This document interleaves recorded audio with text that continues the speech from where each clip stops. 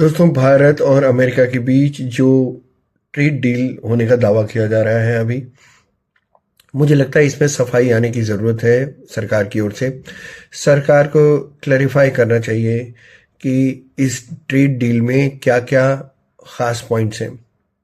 क्योंकि यही वो सरकार थी जिसने कहा था कि हम अमेरिका से ट्रेड डील इसलिए नहीं करना चाहते क्योंकि हम नहीं चाहते कि अमेरिकी एग्रो प्रोडक्ट्स और डेयरी प्रोडक्ट्स हमारे बाजार में बिकें,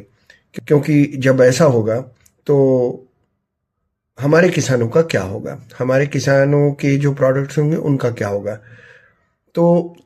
यही सोच अब ध्यान में रखनी होगी और इसी को ध्यान में रखकर, क्योंकि भ्रम की स्थिति बहुत है इस समय, सरकार को क्लैरिफाई करना चाहिए कि जो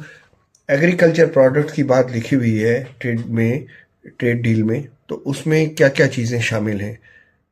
क्योंकि अमेरिका का एग्रीकल्चर मिनिस्टर कह चुका है कि उनके सामान भारत में सस्ते में बिकेंगे,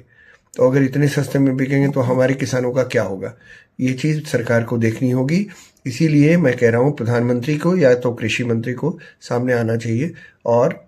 क्लैरिफाई करना चाहिए कि ट्रेड डील के मेन पॉइंट्स क्या क्या हैं। नॉट ओनली एग्रो प्रोडक्ट्स और एग्रीकल्चर और डेयरी प्रोडक्ट्स, सिर्फ वही नहीं, बाकी भी जो उसके जो पॉइंट्स हैं उसके बारे में बताना चाहिए। नहीं तो भ्रम की स्थिति फैलेगी, सरकार के ऊपर सवालिया निशान पैदा हो।